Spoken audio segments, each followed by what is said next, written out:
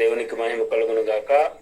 దేవుడు మరి నాకు ఇచ్చిన సమయం అవకాశాన్ని బట్టి ఆయన స్తుతిస్తూ కూడి వచ్చిన మీ అందరికీ ప్రభు పేరిట వందనాలు తెలియజేస్తున్నాను. ప్రియులారా, మరి ఈ దినం దేవుని వాక్యలోంచి కొన్ని సంగతులు మనం నేర్చుకుందాం. ప్రియులారా,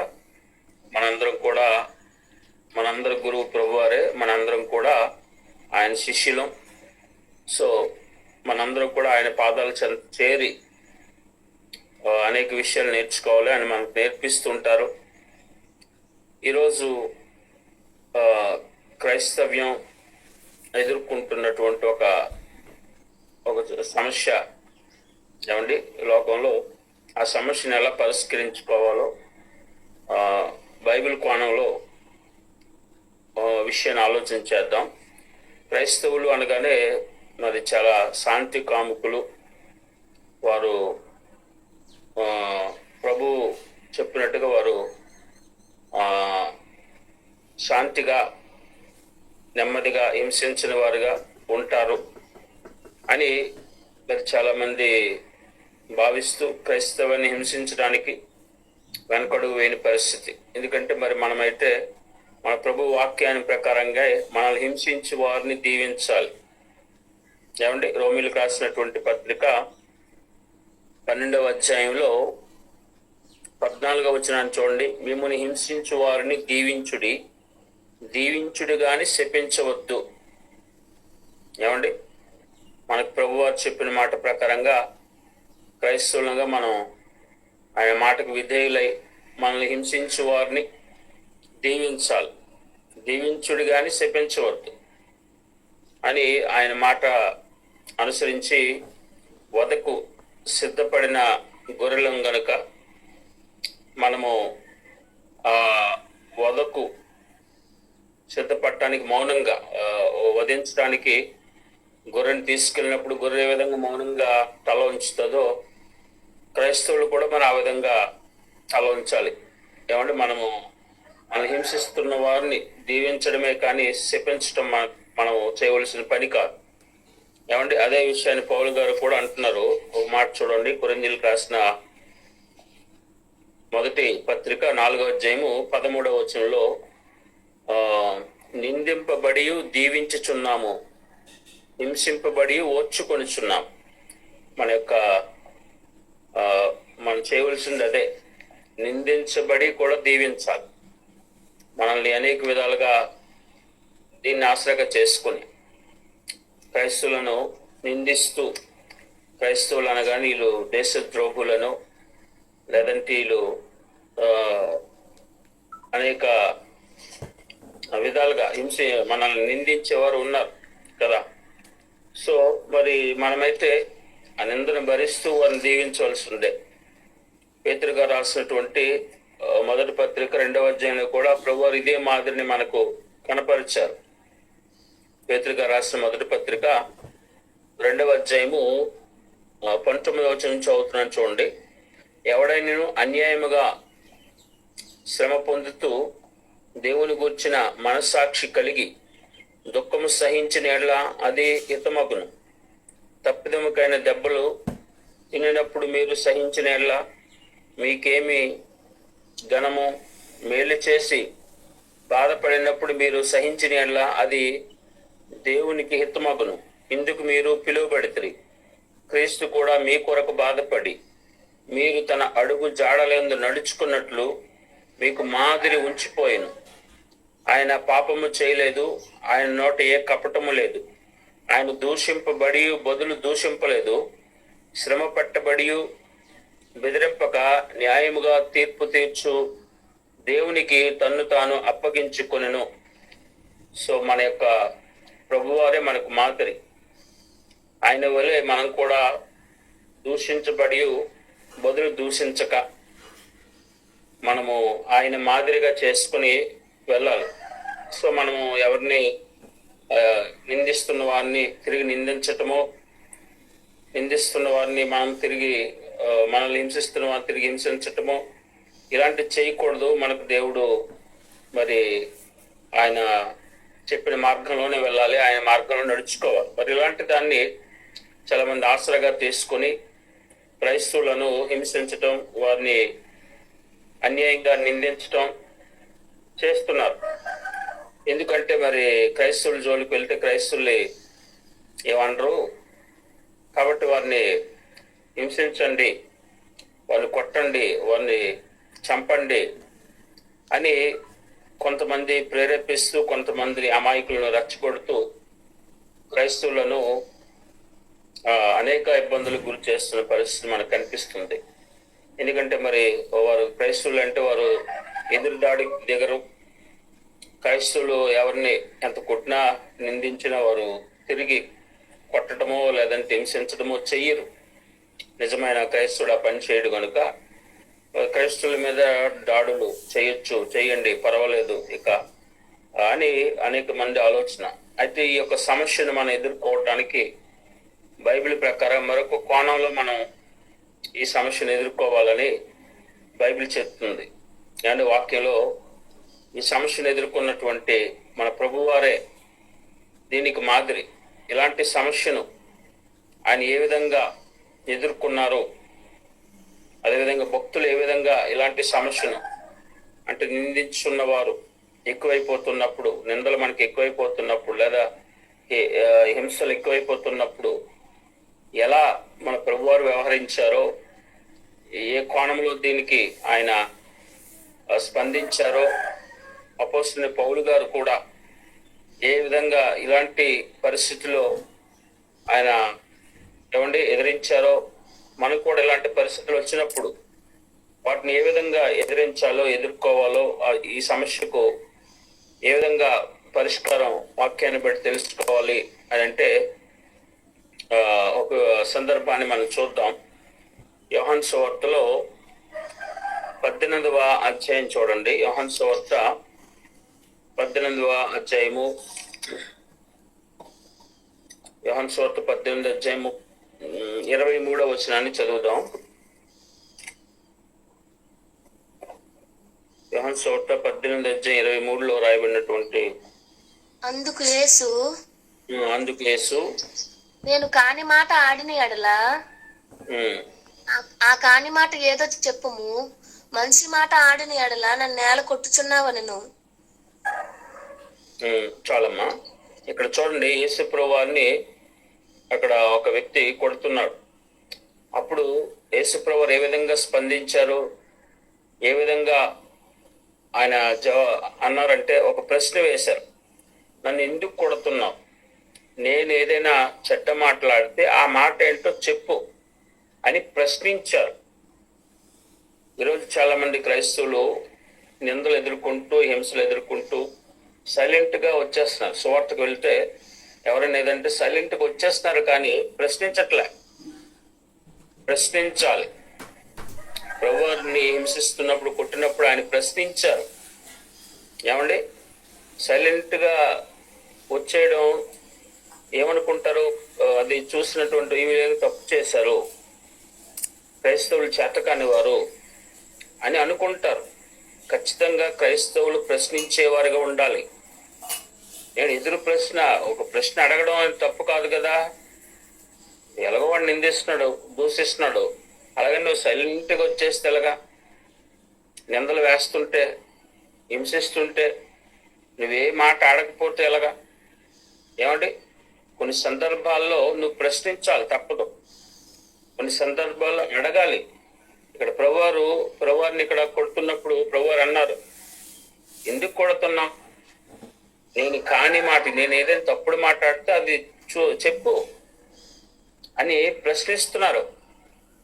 ఏమండి, సో ఈ కోణంలో మనం ఎదుర్కొంటున్న ఈ సమస్యను ఈ కోణంలో మనం దాన్ని పరిష్కరించుకోవాలి. లేదంటే ఈ కోణంలో మనం ఎదిరించాలి, ప్రశ్నించడం చేయాలి. చాలా మంది నేను చూస్తున్న చాలా వీడియోలు కొడుతుంటే అదే వాళ్ళు ఎదురుదాడి చేసి నిందిస్తూ ఉంటే, ఎవరైతే ఈ సువార్త వ్యతిరేకులు, మతోన్మాదులు నిందిస్తూ ఉంటే సైలెంట్గా వచ్చేస్తున్నారు, కానీ కనీసం ఒక మాట కూడా సమాధానం చెప్పినట్టుగా లేదు. ఎందుకు అంత సైలెంట్గా ఎందుకు రావాలి? మీరు చేసిన తప్పేం కాదు కదా. ఒక ప్రశ్న అడగాల.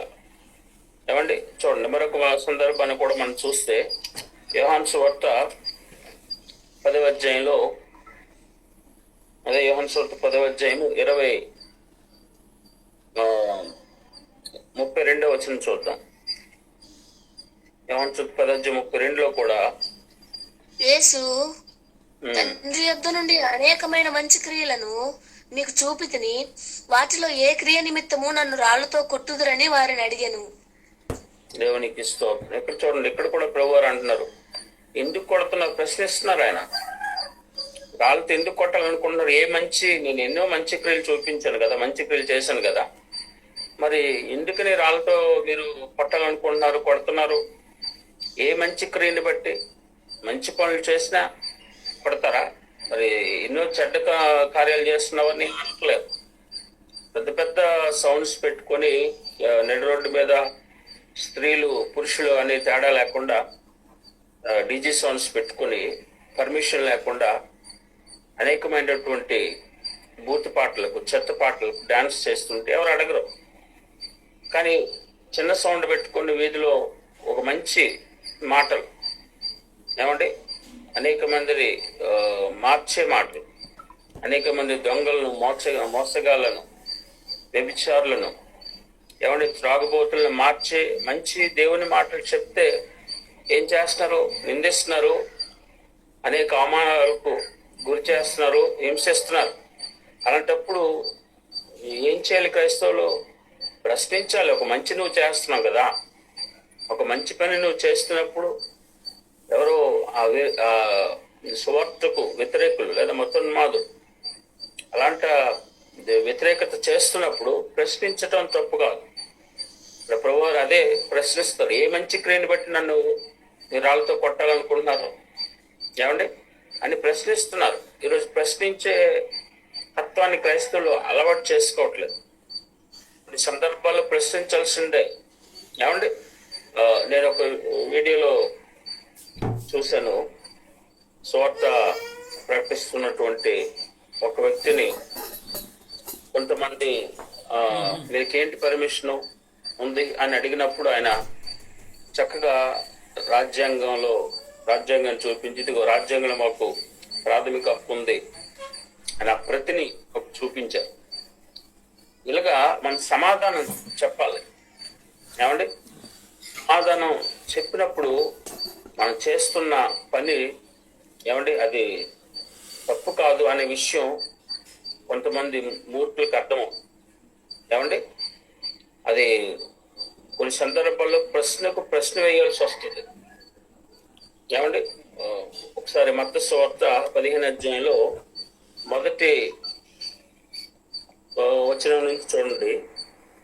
మత్తయి సువార్త 15వ అధ్యాయము మొదటి 1, 2, 3 వచనాలు చూస్తే, ఆ సమయమున శాస్త్రులను పరిసయ్యులను యేసునొద్దకు వచ్చి, నీ శిష్యులు చేతులు కడుక్కోకుండా భోజనం చేయుచున్నారే, వారెందు నిమిత్తము పెద్దల పారంపర్యాచారమును అతిక్రమించుచున్నారని అడిగిరి. అందుకాయన, మీరును మీ పారంపర్యాచారము నిమిత్తమై దేవుని ఆజ్ఞను ఎందుకు అతిక్రమించుచున్నారు? ఇక్కడ చూడండి చాలమ్మా, ఇక్కడ శిష్యులు చేతులు కడుక్కుండా తినేస్తున్నారు అని ప్రశ్న వారు వేస్తున్నారు పరిసయ్యులు. ఎందుకు? వారి ఉద్దేశం ఏంటో ప్రభువారికి అర్థమైంది. వారి చేతులు ఏమి అశుభ్రంగా ఏమి లేవు, లేదా ఇక్కడ వారిని తప్పు పట్టాలి, ప్రభువారిని తప్పు పట్టాలి. వారి ఉద్దేశం అదే, ఏదో ఒక విధంగా ప్రభువారిని నిందించాలి, అది వారి ఉద్దేశం. అందుకని వారు ప్రశ్నిస్తున్నారు, మీ శిష్యులు చేతులు కడుక్కోకుండా తినేస్తున్నారు, నువ్వు ఏమనట్లేదు అని ప్రశ్నిస్తున్నారు. అప్పుడు ప్రభువారు తిరిగి ప్రశ్న వేశారు, ఏమండి. ప్రశ్నకు ప్రశ్న ఒక్కోసారి సమాధానం. ఇక్కడ ఏమని తిరిగి ప్రశ్నిస్తున్నారు ఆయన? మీరు మీ ఆచారాల నిమిత్తం దేవుని ఆజ్ఞను ఎందుకు అతిక్రమిస్తున్నారు? అంటే ఆచారాల కొరకు దేవుని ఆజ్ఞను అతిక్రమిస్తున్నారు, ఏమండి. వీళ్ళు ఆజ్ఞను అతిక్రమించి ఆచారాలు పాటిస్తున్నారు. వీళ్ళు ఆజ్ఞను అనుసరించి ఆచారాలు పాటించడం తప్పు కాదు, వాటిని సదాచారము అంటారు. ఆజ్ఞను అనుసరించే ఆచారం, ఆజ్ఞలు పాటించడానికి మనం చేసే ఆచారము సదాచారం, మంచి ఆచారం. అవి చేయొచ్చు. కానీ మీరు ఏ ఆచారం చేస్తారు? ఆజ్ఞను అతిక్రమించే ఆచారాలు పాటిస్తున్నారు. ఇదే ఆచారాలు అంటే దురాచారాలు. ఆచారం అనగానే 3 విధాలుగా ఉంటుంది. ఒకటి సదాచారం, వాక్యానుసారమైన ఆచారం. మనం క్రిస్మస్ చేస్తాం, అది మంచిదే. అది ఆజ్ఞను పాటించే ఆచారమే, ఆజ్ఞను ఉల్లంఘించే ఆచారం ఏం కాదు. గుడ్ ఫ్రైడే చేస్తాం, ఈస్టర్ చేస్తాం. ఇవన్నీ ఆజ్ఞను ఆచరించే, ఆజ్ఞను పాటించటానికి అనువైన ఆచారాలు. ఇవేమీ తప్పు కాదు, ఇవి సదాచారాలు. కానీ ఆజ్ఞను ఉల్లంఘించే ఆచారాలు ఉంటాయి, వీటిని దురాచారాలు అంటారు. కొన్ని ఆచారాలు ఉంటాయి, కొన్ని మూఢాచారాలు అంటాయి. అంటే వాటికి అర్థం ఉండదు. అవి వాటి వలన మేలు ఉండదు, కీడు ఉండదు. అంటే అర్థం లేని ఆచారాలు కొన్ని ఉంటాయి, మూఢాచారం అంటారు వాటిని.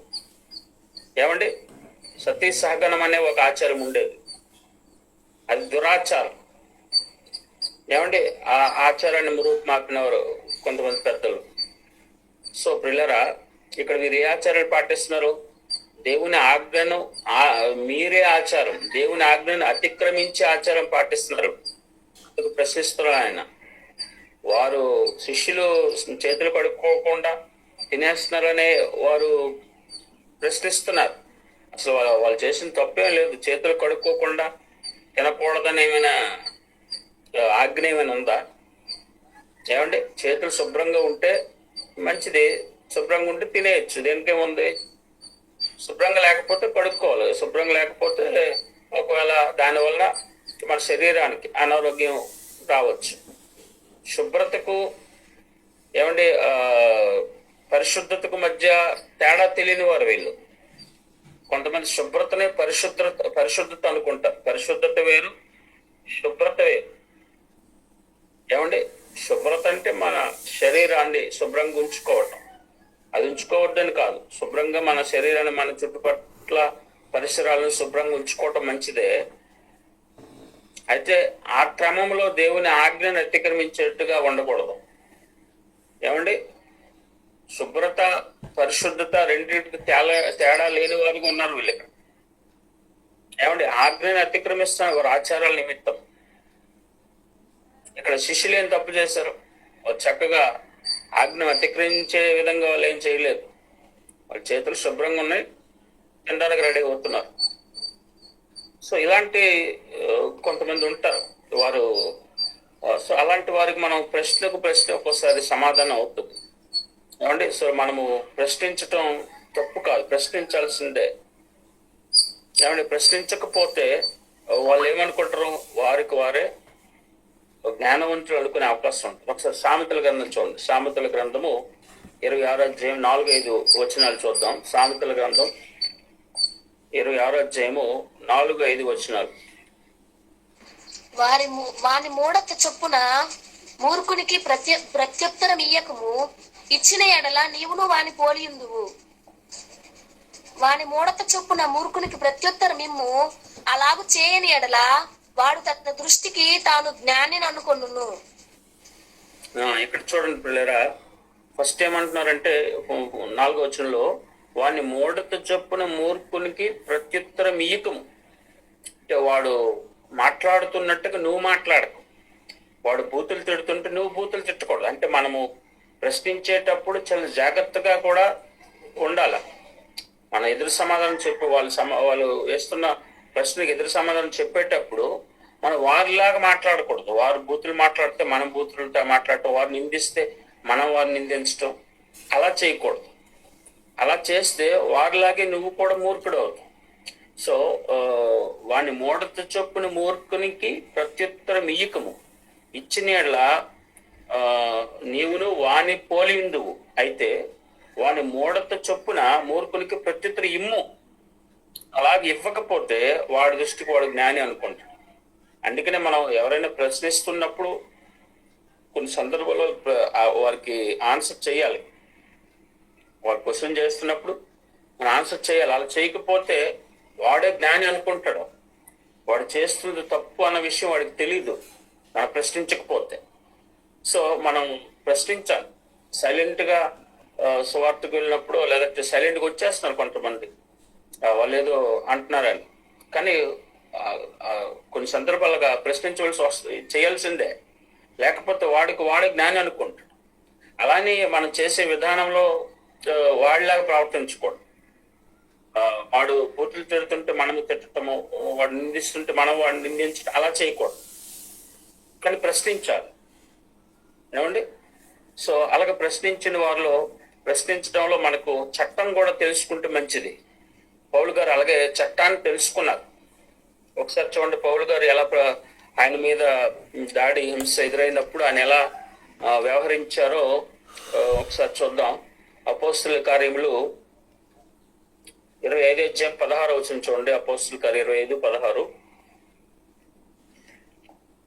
అందుకు నేను నేరము మోపబడిన వాడు నేరము మోపిన వారికి ముఖాముఖిగా వచ్చి తన మీద మోపబడిన నేరము గురించి సమాధానం చెప్పుకున్నటకు అవకాశం ఇయ్యక మునుపు ఏ మనుషులైనను అప్పగించుట రోమీల ఆచారం కాదని ఉత్తరించాను. ఇక్కడ చూడండి, రోమీల యొక్క చట్టం ఏంటో పౌలు గారు తెలుసుకున్నారు. రోమీల యొక్క ఆచారం లేదా చట్టం ఏంటంటే ఎవరి మీద అయితే నేరం మోపబడిందో ఆ వ్యక్తి మోపిన వారి ఎదుట తన గురించి సంజేసి చెప్పుకోక ముందు శిక్ష విధించడం రోమీల చట్టం కాదు. అక్కడ చట్టాన్ని తెలుసుకున్నారు పౌలు గారు. సో చట్ట ప్రకారంగా మాట్లాడుతున్నారు అక్కడ. సో మనం కూడా వెళ్ళేటప్పుడు చట్టం ఉపయోగించాలి, చట్టాన్ని తెలుసుకోవాలి, చట్ట ప్రకారంగా మనం మాట్లాడాలి. ఈరోజు చాలా మంది అది చేయట్లేదు. ఈరోజు క్రైస్తవ్యాన్ని దేశంలో ఉండకుండా చేసేయాలని కంకణ కట్టుకున్నది సాతాను, తన అనుచరులు. ఏమండి? అలాంటప్పుడు మీరు సైలెంట్గా ఉంటే ఎలా? చట్ట ప్రకారంగా మాట్లాడాలి కదా, ప్రశ్నించాలి కదా, సమాధానం చెప్పాలి కదా. ఏమండి? అపవాది ఎంతగా చేస్తున్నాడంటే క్రైస్తవులను ఏదో రకంగా వారిని హింసించాలి, ఏదో రకంగా వారిని దాడి చేయాలి, ఏదో రకంగా వారిని తొక్కేయాలి అని అపవాది కంకణ కట్టుకుని వాడు అనుచరులు ఆ పనిలో ఉన్నారు. ఇంకా వీరు దేశద్రోహులు అని నిందలు వేసి అనేక విధాలుగా క్రైస్తవుని ఇచ్చేయాలని చూస్తున్నారు. ఏమండి? అలాంటప్పుడు మనం చట్టాన్ని వాడుకోవాలి, ప్రశ్నించాలి. ఏమండి? మరొక సందర్భాన్ని కూడా చూడండి.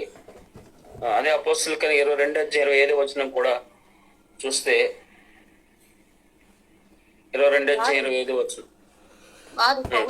వారు పౌలును పట్టుచున్నప్పుడు అతడు తన దగ్గర నిలిచి ఉన్న శతాధిపతిని చూచి శిక్ష విధింపకయే రోమీయుడైన మనుషుని కొరడాలతో కొట్టుటకు మీకు అధికారం ఉన్నదా అని అడిగాను. శతాధిపతి ఆ మాట విని సహస్రాధిపతి వద్దకు వచ్చి, నీవేమి చేయబోచున్నావు? ఈ మనుష్యుడు రోమీయుడు సుమి అనెను. అప్పుడు సహస్రాధిపతి వచ్చి అతను చూచి, నీవు రోమీయుడివా అది నాతో చెప్పమనగా అతడు అవునని చెప్పాను. సహస్రాధిపతి, నేను బహుద్రవ్యం ఇచ్చి ఈ పౌరత్వం సంపాదించుకుంటున్నాను. అందుకు పౌలు, నేనైతే పుట్టుకతోనే రోమీయుడిని అడిగి. ఇక్కడ చూడండి, సందర్భంలో రోమీయుడు ఎవరు? పౌలు గారు ఎవరు? పుట్టుకతోనే రోమీయుడు, పుట్టుకతోనే రోమ పౌరుషత్వం కలిగినాడు పౌలు గారు. అలాంటి పౌలు గారిని ఈ సహస్రాధిపతి ఎవరో డబ్బించి కొనుక్కున్నాడు పౌరుషత్వాన్ని. అలాంటి వ్యక్తి కొట్టిస్తున్నాడు. అప్పుడు పౌలు గారు ప్రశ్నించారు, నేను పుట్టుకతోనే రోమిని, నన్ను విచారణ చేయకుండా నేను చేసిన నేరం ఏంటో రుజువు కాకుండా కొట్టించడం రోమీల చట్టం కాదు. మన ఈరోజు కూడా చాలా మంది క్రైస్తవులు, మీరు విదేశీయులు, మీది విదేశీ మతము, లేదంటే మీ దేశస్తులు కారు అన్నట్టుగా మాట్లాడుతాం. మనం ఎవరమే? మనం భారతీయ పౌరులు. మన పుట్టుకతోనే భారతీయ పౌరుషత్వం కలిగిన వారు. మనల్ని పొమ్మనడానికి వాడికి ఎక్కడ అధికారం ఉంది? ఏమండి? వాడికి అధికారం ఉంది అసలు? ఇలాగా పౌలు గారు ప్రశ్నించారు. సో నీది దేశం కాదు, అని అలాగా అంటున్నప్పుడు సమాధానం చెప్పాలి, ప్రశ్నించాలి. ఇది మన మీద జరుగుతున్నటువంటి దాడిని ఎదుర్కోవాలి. ఈ విధంగా ఎదుర్కోవటం వాక్యానుసారమే. చట్టాన్ని ఉపయోగించుకొని ప్రశ్నించటం, ఆ పని చేసే క్రమంలో మనము మన సహనాన్ని కోల్పోకూడదు, మన ఓర్పుని కోల్పోకూడదు. ఎదిరించే క్రమంలో నిందిస్తున్న వారిని, హింసిస్తున్న వారిని ఎదిరించే క్రమంలో మన సహనాన్ని కోల్పోకుండా మన ఓర్పును అనుసరిస్తూ ఓర్పుతో చక్కగా మనము ఈ ప్రశ్న వేయాలి. ఏమంటే ఓర్పుతోనే మనం వెళ్ళాలి. మన మీద బయట నుంచి వచ్చిన పుట్టుకతోనే మనకు పౌరుషత్వం ఉంది. పౌలు గారు అదే అంటున్నారు, పుట్టుకతోనే నేను రోమిన్, పుట్టుకతోనే మనం భారతీయులు. మన విదేశం, మీరు విదేశానికి పొండి అని అనడానికి ఎవరికి రైట్స్ ఉన్నాయి? ఎవరికి లేదు కదా. సో అయితే ఆ క్రమంలో మనము వారిలాగా ప్రవర్తించకూడదు. వారు ఎలాగైతే బూతులతో నిందిస్తున్నారో, లేదంటే రకరకాల చెడ్డ మాటలతో మనల్ని అవమానిస్తున్నారో, అలా మనం బిహేవ్ చేయకూడదు, అలాగే మనం ప్రవర్తించకూడదు. ఏమంటే అలాగా మనం ఎదురుదాడి చేయకూడదు. వారు భౌతికంగా దాడులకు దిగితే మనం భౌతికంగా దాడులకు దిగే విధంగా ఉండకూడదు. అండ్ కొంతమంది క్రైస్తవులమని అనుకుంటూ తిరిగి నేను బైబిల్ని పక్కన పెడితే అని అంటున్న ఒక వ్యక్తి ఒక వీడియో చూశాను. బైబిల్ పక్కన పెడతాను, బైబిల్ పక్కన పెడితే అన్నట్టు దాని అర్థం ఏంటి? నువ్వు అసలు క్రైస్తవునివే కాదన్నమాట. సో అలా మనం మాట్లాడకూడదు.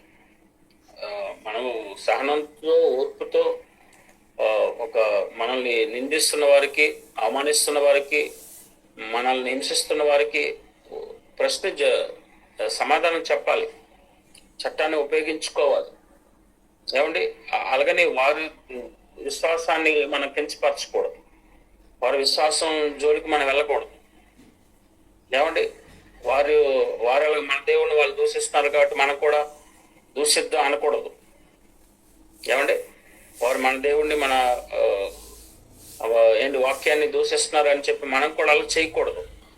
అలా చేయలేదు అపోస్తలుడైన పౌలు గారు. ఒక సందర్భాన్ని చూడండి, అక్కడ ఉన్న అన్యులే పౌలు గారి గురించి, పౌలు గారితో ఉన్న ఆ సువార్త టీము గురించి ఒక సాక్ష్యం చెప్పారు. పౌలు గారితో ఎప్పుడు కూడా సువార్త టీం ఉంటది. ఒకసారి చూడండి, అదే అపోస్తలుల గారి 19వ అధ్యాయం 37వ వచనం చూద్దాం. 37 చదవండి. అపోస్తలుల 19:37. మీరు ఈ మనుషులను మీరు గురిదోచిన వారు కారు, మన దేవతలను దూషింపన లేదు.